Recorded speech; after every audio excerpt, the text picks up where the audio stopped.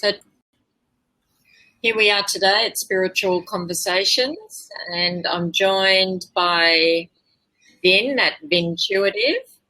And today's topic on Spiritual Conversation is what about the environment?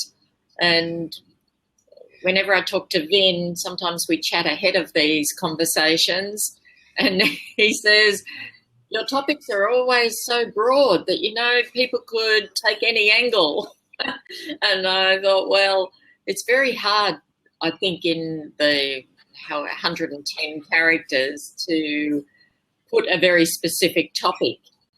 But I am concerned about the environment and how that affects our spirituality. And I'm happy that people make their own interpretations. And sometimes we do a definition at the beginning of the show as to what we really mean about the topic. And I've just put a couple of things down as to what was in my mind when I posed the environment in terms of spirituality.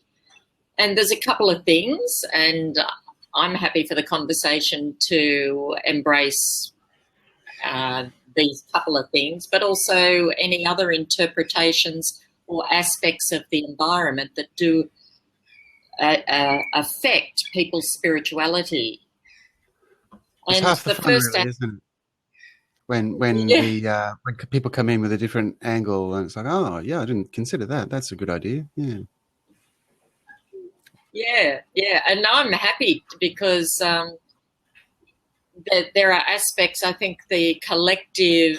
I'm always on about the collective wisdom.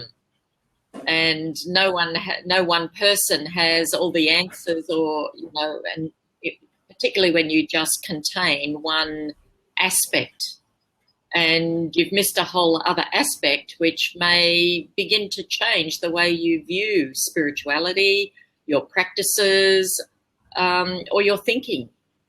So the couple of aspects that I had in mind was, firstly, does the environment form or should it form part of our spirituality? And again, that can be taken in many ways, but should we be thinking of the environment when we are considering our own spirituality? So that's in that question. That's what I had intended in that question. The other aspect is, should we take the environment into account in our own spiritual practices? So there's a couple of things there, and I'm happy for the conversation to take on any aspect at all, as I always am, because I think that it broadens our thinking on a particular topic, and to me that's what the conversations are all about.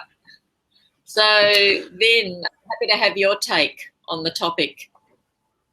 Well, when you say, when you ask the question, what is how impactful, I guess, is if I can reinterpret your question, how impactful is your environment on your spirituality? Well, I wonder what we can mean by spirituality. And the first thing that came to my mind was, if we are going about our spiritual practices, say with things like meditation, how would the environment affect our meditation? And so I was thinking, well, I guess someone in say Europe or Norway or somewhere where it's very cold and snowing is going to have a completely different meditation experience to someone who, say, is in India, where it's very warm and humid, and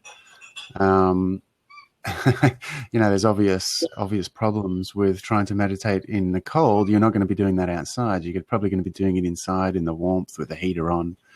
I think our surroundings impact our lives, our way of thinking, how we physically get around.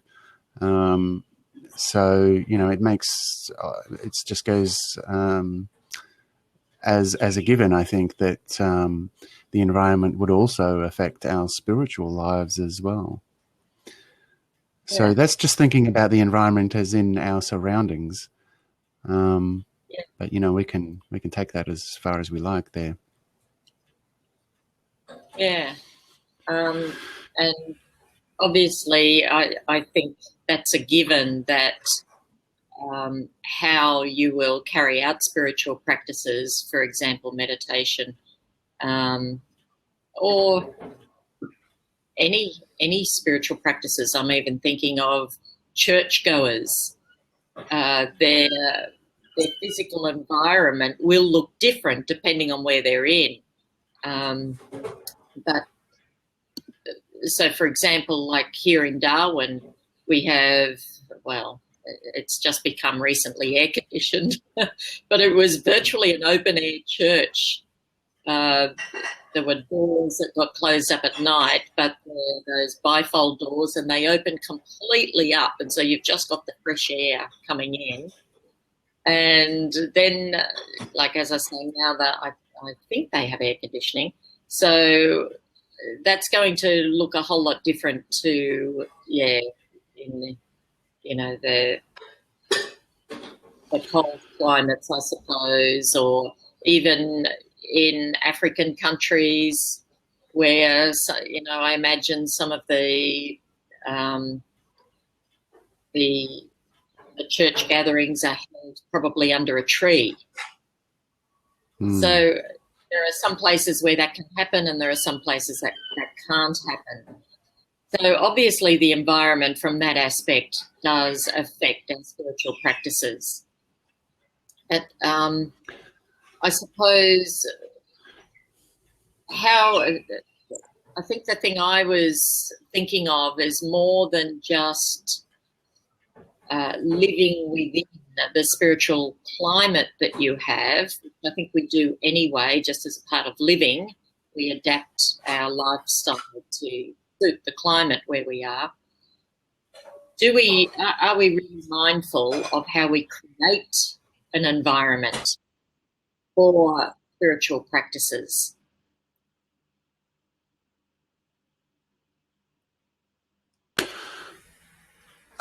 Sorry, I missed that very last sentence. Can you just repeat that once more? Well, I think, as I said, we do adapt ourselves anyway, just by lifestyle and living where we live. But do we need to be mindful, or does it help us to be mindful about how we create the environment, or the environment being, it can be the nature space, or the internal space, I suppose, the interior space, both within four walls and maybe within ourselves. There are some aspects. Is it important how we go about creating the environment for carrying out our spiritual practices? Yeah, well, I think comfort is a factor, isn't it? Like, as you were describing before, if you're sitting in a church that's not air conditioned and it's open to the elements, and everyone's just hot and bothered and sweating and just is just thinking of how they want to get out and have an ice cream or something, it's not going to be very conducive to the spiritual practice. So, I was thinking actually that the colder climates would have the discomfort, but of course, you're in a very tropical, warm, humid place, and I know how uncomfortable that can be. But can we internally adjust our approach, or our perception, or even our body temperature? I don't know if you've tried this, but you can sort of get yourself into a meditative state where you sort of can actually lower your temperature mindfully, or even just disassociate yourself from your surroundings. So, I wonder how effective that could be if you can disassociate yourself from your surroundings and sort of go internal. while conducting spiritual practice. Yeah, and there are some wonderful people who have lived in terrible conditions, and I'm thinking, Viktor Frankl, um, and maybe Nelson Mandela, people who have been imprisoned or incarcerated in some way that have actually become spiritual as a result of it. So the physical environment has led to an absolute growth, spiritual growth in these people, where they've become, much more motivated to bring about change for the good of the world and the good of humanity as a result of the spiritual development that took place during terrible, terrible conditions. And so I imagine that it's exactly what you said, Vin, that that's a result of needing to or having the strength to shut off from the dreadful conditions that you're in, because obviously if you don't shut off to some extent, you're drawn into it more. You're open to be drawn into the conditions and what's going on around you. And I can say I've just done a visit to the prison this week in Darwin, the Darwin Correctional Centre. And, I must say, for the people who are, let's say the inmates, it's very, very challenging for them to create an internal environment that can sustain them in what's very, very dull. And I don't mean to put any judgment on, the prison system, because we actually have a brand new facility out at Howard Springs now. However, what I heard from people who are there is there's a certain amount of boredom. And so how do you detach from that boredom? Because it can go two ways. Boredom can create a deterioration of spirit. It can diminish the spirit. And how do you turn that around to enriching the spirit, which we know wonderful people who have been in such, situations have been able to do. So, yeah, that's a really good point, I think, of being able to detach from the environment, whatever it is. And if we take those extreme conditions, we've got some wonderful examples of people who have walked the road just doing that. Yeah, and it's like, it's almost as if those extreme conditions are the catalyst for some spiritual development. Like, if we sit here in the West with our cushy lifestyles and we have all the mod cons, we have all the food we need to eat, we probably eat a little bit too much and become stodgy or lethargic or, clouded. It's often said that when people go through hardships that they have a spiritual awakening. I just think of people who get lost in the desert. There was a documentary I saw recently where an American came over. I mean, usually it's the Japanese who think, oh, wide open spaces, I'll just hop on my motorbike and ride across Australia. It's like, oh, geez, no, you can't do that. But they don't realize how big it is. And so they just go out and start sort of walking or riding their motorbike or whatever. And sometimes, and this particular American guy, he went on his push bike, and in the desert you can't get far on a bike because you just get bogged in the sand. So he ended up just sort of ditching his bike, grabbing a few of his most worthy possessions like his Bible and whatever food and water he could carry, and he set forward into the desert, and he somehow made it from South Australia up to Northern Territory, and before they found him, but he was gone weeks. He almost died. But he had a very huge spiritual awakening in the process. And I think that is actually what his intentions were when he set out, but he obviously didn't plan to get lost and almost die.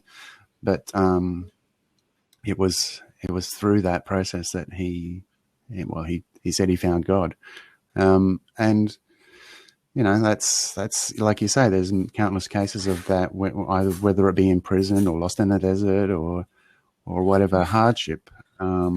It's almost like that is the reason why they moved forward spiritually or expanded their spiritual development.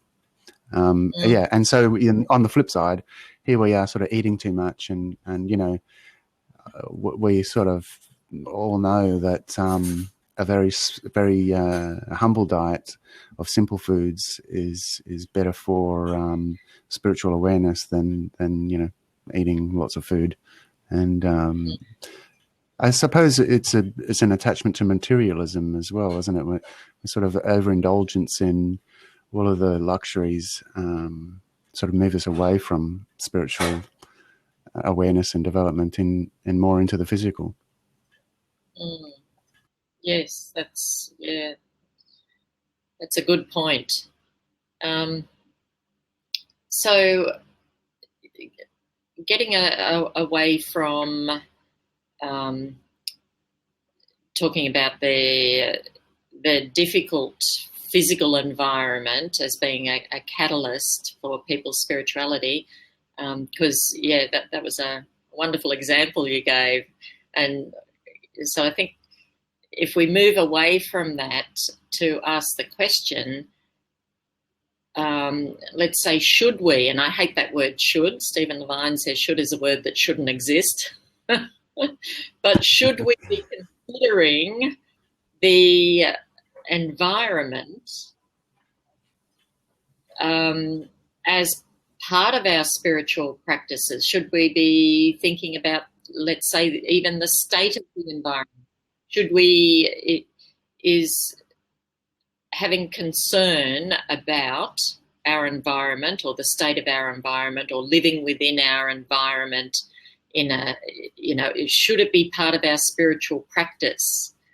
Or can we isolate ourselves and just say, I'm doing my meditation, at 9:00 in this room, and that's good, and I, go to church on Sunday, and that's good. And yes, I'm a spiritual person, and I go and help feed the homeless on the Vinnie's van, and so I do a few good things as well, and I volunteer, to help some other people.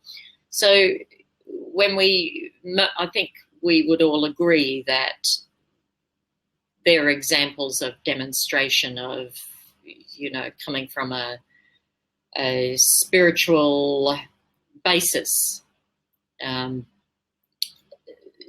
People who, will meditate, will go to church. I think all of that's contained in spirituality.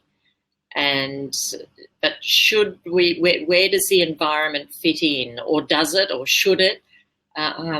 So we've got the practices, the spiritual practices, and we've got the spiritual actions, if you like, that arise from that. And they don't have to. People can just be altruistic without any sense of, being spiritual. That's fine. But I'm putting it in the context of coming out of a spirituality. Many people believe that's what they need to do. So where does the environment fit, in that context of coming out of a spiritual context and a spiritual essence? Does the environment feature, or should it feature? I think I'm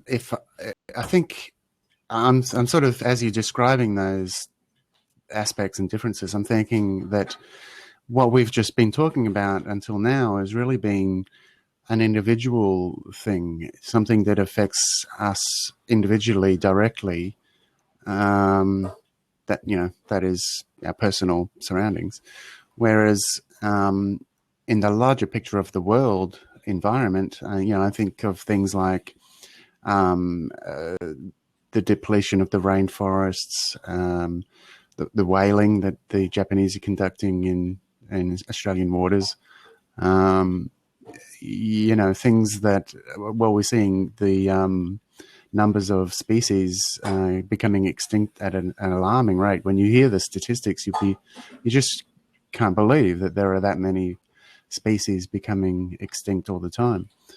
And that is can be a very spiritual, depleting thing to think. Well, there's these, the bears that are being cruelly treated. There was something that came up in the news just yesterday about animal tourism, things like patting the tigers and handling sea turtles and things like these, and how our I guess our need to sort of have different experiences is actually detrimental. While it may be fulfilling on an individual basis, it's detrimental to the larger scheme of things. And so, someone might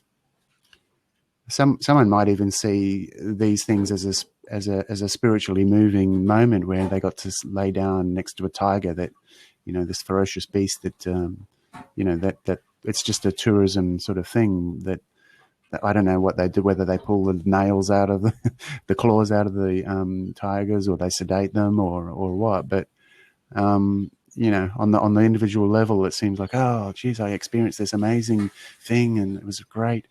I've even done something like that recently. I went and saw the turtles up in Queensland, South Queensland. A massive big turtle came up, and during the night time, we were all there with our torches, and she crawled up onto the beach and dug a hole and buried her, just laid all these eggs and buried them, and then went back into the sea. And there was all these people crowding around, and I thought, this can't be, this is very distressing to the turtle, surely, to have all these lights shone in her face while she's trying to give birth to lay these eggs. And again, individually, we're all saying, oh, what an amazing experience, I'll never forget that for the rest of my life. But at what cost, to the poor turtle? So, I think of those sorts of things as something that we should really be mindful about. That we can't sort of selfishly say, I want to have that experience at the cost of the environment. So, I think that's a way that we can think of incorporating or pulling in the environment as a whole in a more global sense, or an external sense, rather than this individual benefit that we're going to get. Yeah, I totally agree. And I tend to think that we can't exclude the environment from our spirituality. If we're only here because we have an environment to live in. We only exist with the environment that surrounds us. And so I think at the core of who we are is very much how we treat the environment. And I think, at the core of who we are, that's how I view spirituality. It is the essence of who we are. I think we're spiritual beings, having a human existence. And so if that's the case, we have to nurture everything that sustains us as well as we can, because that's at the core of this physical existence that we have, and that we're gifted. So it's accepting the gift and nurturing the gift in all ways possible. And so that's our physical being, which we may say is our immediate environment. But then the wider environment being our local area, and then the global environment, because it's all connected. We can't. As you're describing that, I'm thinking of Maslow's hierarchy of needs. You know, your first is your food, shelter, and things, and this is the environment. So, you know, it's sort of down at that base level, as you say. You need to eat and drink before you can do anything. So you need the environment for that, of course. Yeah. So, in terms of like spiritual practices and the environment, I think I probably pose, oh, they're the beautiful birds. They've come they're your birds, aren't they? Not mine. Yeah, I've been trying to mute in between while you've been speaking, but the Maggies have arrived. They're right on cue. So, I think the environment is like very near and dear to my spiritual practices, because I think the nicest thing that I do and the most profound thing that I do is to take a walk on the beach. And I try to do that every day, and it's, wow, you know, this is it. This is, you know, God's cathedral. And I just feel nurtured by taking that walk on the beach, by being out in the environment. And, you know, sometimes if I have a choice of going to a spiritual gathering of people who, whatever it might be, but let's say of a spiritual nature, you know, I might choose just to go for a walk on the beach. That has a deeper meaning to me. And, you know, that's not that I won't engage in other areas, but I think that's my basis of spiritual practice. Yeah, that's a good point. If you're a Christian, you know, God created the earth, and again, you know, sort of starts at that starting point of the environment is what we need to live in before we even do anything.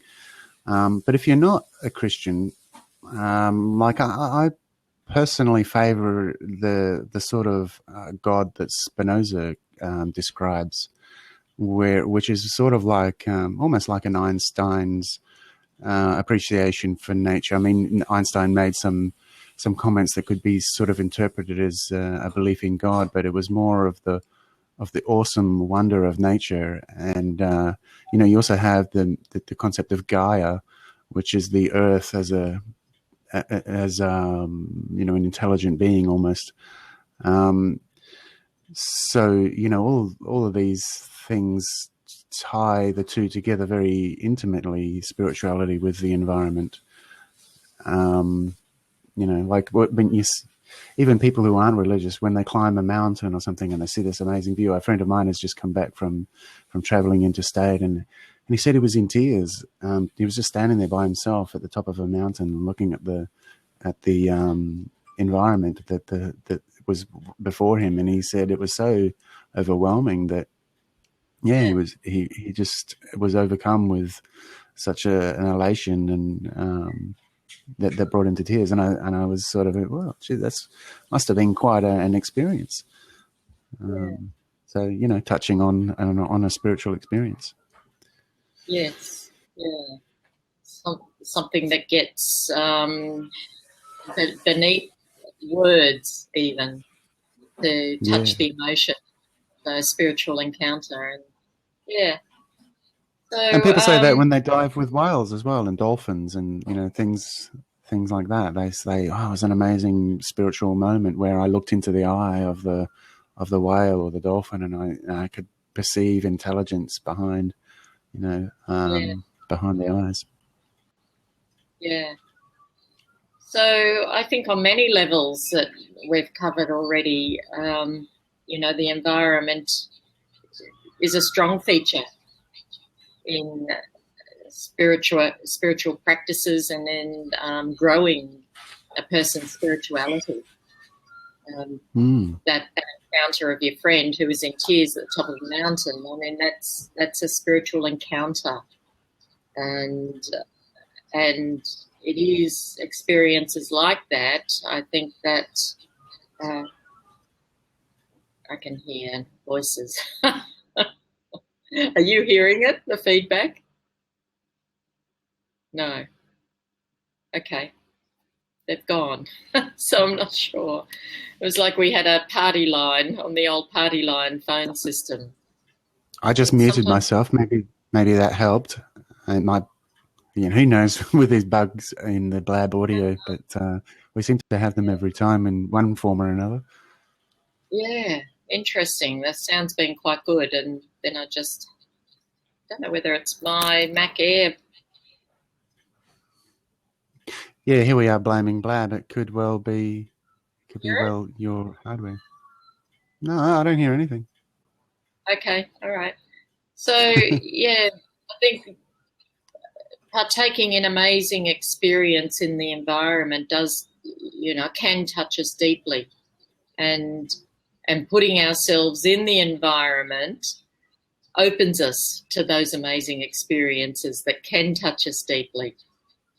And, I think that when we're touched at that level, it does bring us to tears. I mean, to me, that's touching right into your spirituality and the essence of who you are and the amazement of it all.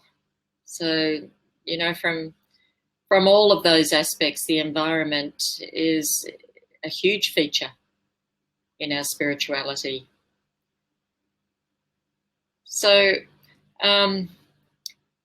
did you have any other aspects about this topic then that came into your mind when it was posed?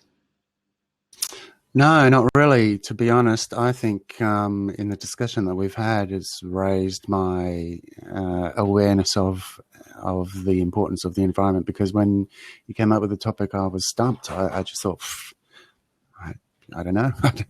Yeah, I guess it's important, but I hadn't really thought about it. So even in this discussion, as I said, I've realised that it's absolutely integral. You can't one can't exist without the other. But no, I don't really have any other things to add. Yeah. Well, I don't know that I've got anything else to add either. I like the two aspects. I think, there's been some great examples and great conversation about it. That, the first one, does the environment form or should it form part of our spirituality? And the answer clearly is yes. It should, because it's the very thing that nurtures us, and so we need to have a deep feeling, if you like, a deep honouring of the environment in which we live, and that's the only thing that can keep us here as spiritual beings having a human existence. So honouring the environment is absolutely critical. And the other aspect and question was, should we be taking into account the physical environment or the environment when we undertake spiritual practices?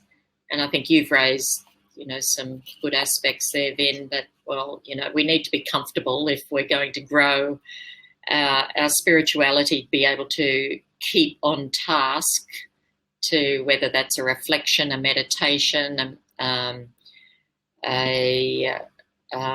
mantra. It's very hard to do those things if we're not comfortable. However, we've also had the conversation that when people aren't so comfortable, like when they're incarcerated or in the middle of the desert, they can find a way to detach from the harshness and the hardship, to go into their interior environment and to have that nurture them through the external hardship. So we're gifted in amazing ways that we can do that. So I think of empathy as a big aspect that perhaps we haven't stressed much. Really, is that when you've probably seen some of these things online where people try to get together to have like a group meditation, to meditate for something like the Nepal incident. When Nepal had those terrible earthquakes, and a lot of people were killed, and a lot of people survived but had no homes or were trapped under rubble. There was a big movement in the spiritual community online to pray for those people and to try and help Nepal, as well as the financial donations. All those things were going on as well. There is, from time to time, when these incidents happen, there is like a global focused attempt to try and, if it's just getting together and praying for these people. I think there is the aspect of empathy that's integral to our spiritual development. And that in Buddhism, there is no enlightenment unless everyone is enlightened. There's like no one rushes forward and becomes enlightened. I think Buddha always says that we have to pull everyone up as one. We can't just. It's not a selfish race to enlightenment. We need to consider everyone. And so, while that may not tie in perfectly to environment, it's people from all walks of life and all parts of the world. And I think a big part of spiritual development is the ability to empathize with others. And if we don't have the ability to empathize with our fellow man, how spiritually advanced is that? It's quite limited, really. And I think we can't underestimate the power of the power of prayer. There's another word for it where we send our thoughts remotely, to people further away from us or in other countries. I do some energy healing work, and we can do surrogate EFT. So where we imagine, where we have at the very center of our thoughts and our work a third party who's not present. And there have been some reports of positive outcomes. And of course, it's very hard to attribute positive outcomes to surrogate work or prayer work. How do you know it just didn't happen anyway? However, there have been prayer studies. And when you talk about, empathy and compassion, I'd say it is part of, the spiritual, it's a spiritual virtue. And yesterday I attended the gathering for the asylum seekers in Darwin after the High Court decision that was made to send the people back for offshore processing, the people already in Australia. So there was a gathering yesterday in Darwin outside the immigration office. So I attended that, and it is part of being in a group that is focused on that compassion for other people who have fled trauma and are still in a way being traumatized, and there's an uncertainty about where they live, where they're going to live, and to be sent back. Well, we know the conditions that they're going to be sent back to. And but so sorry, go on. Yeah. No, it's gathering together with a group. So rather getting away from the individual, which like you referred to, that, and having that compassion for people in other environments, that are not as well off as we are. They're doing it really tough, and it's having that compassion and coming out of a spirituality to walk in their shoes, I suppose. There, but for the grace of God, go I. It's funny, though, that you bring this topic up of refugees in Australia, because a lot of, the people who are like yourself, who are very compassionate and understanding and empathizing with these poor people being sent back to a much more harsher conditions on Nauru. Some of the arguments about against having them stay in Australia, I've heard a lot of people saying, oh, well, we just don't have the resources, an environmental issue. We don't have enough water we can't just say yes to everyone. And, we see that happening right now in Germany, in Europe, where there's just been a massive influx of refugees. And they're just saying, look, we've hit the limit now. We don't have the resources to even feed or shelter these people. So, again, that ties us back into the environmental connection to, in this case, compassion and empathy. Yeah. And if we get into the more social conscience, it has become a problem in those countries.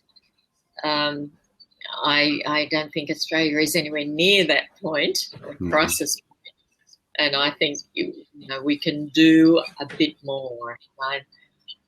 I think it's the tragedy now that these people have been in Australia and are almost looking to stay here. Well, obviously hoping to stay here, and now the High Court has determined that offshore processing is legal. And so they're about to face, removal from our country. And, we're talking about children. And we know I was just going to say, it was specifically about children who had been born here, wasn't it? That the latest decision was made yesterday. That's like, no, even if you're born here, you're not staying, which is really harsh. Yeah, very tough. So, it is a social conscience issue, and people will have their particular views as to where their social conscience sits.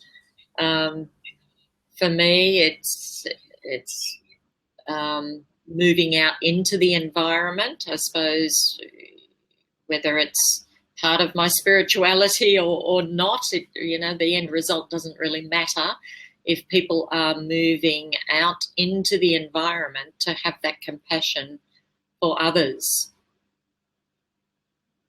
So the environment, I think we've probably gone beyond just focusing, on an individual level, and it's great that you raised, moving beyond ourselves here. That it's not all about I'm the individual here and I can just think about my environment on a personal level. So we are a collective, obviously, and I think that's what we're meant to be. And unfortunately, I think our Western world has got away from the collective aspect of society to more a competitive. So where there may be better cooperation, and I've long said I would love to see it in our political arena. I think we've got some wonderfully talented and smart people in politics, but they spend most of their time fighting the other side. And if only we could bring together this talent and goodwill, I don't think people go into, they go in with the right intentions. I don't think it's an easy life to be in public life at that level. There's more flack than good that comes from it, I think.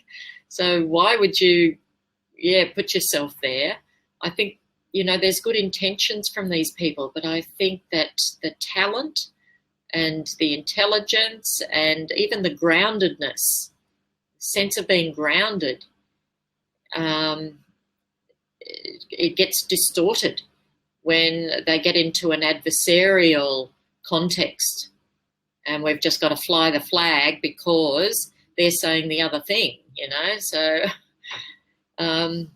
yeah, I think our collective community is, I'd like to see more along those lines in our environment and in sustaining our environment that helps us all spiritually or socially or both. Yeah, there's only so far you can go individually. I don't mean just spiritually, even just in general, but certainly spiritually as well. You can't just say, "Well, that's it. I'm off. I'm progressing." Yeah, there may be a little bit of that will work at the beginning, but ultimately, we're all here in the same boat, and if we're not going to be helping each other and just striving out to get ahead of everyone else, then that's not spiritually advanced, and that's not going to get us very far. Yeah, interesting you use the phrase "in the same boat" because it's the boats we don't like. That was a Freudian slip, that one. Yeah. So, look, I think I'd like to wind up the conversation, and I do want to get a plug in again for my Byron Bay workshop. It's happening on the 6th and the 7th of March. And if you want to register, you would need to get your registration in soon. And I'll just put where that's at.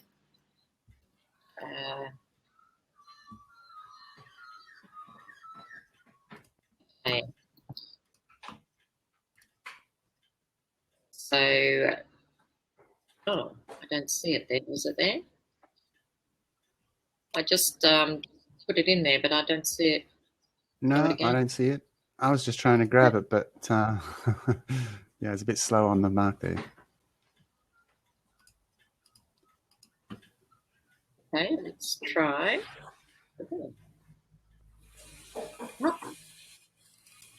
I hit enter and it appears. I'm not sure what's happened.